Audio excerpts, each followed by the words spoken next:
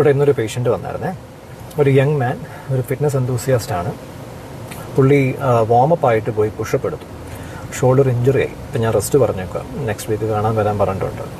അപ്പം പുഷപ്പ് ഒന്നും വാമപ്പ് ആയിട്ട് ചെയ്യാൻ പറ്റത്തില്ല?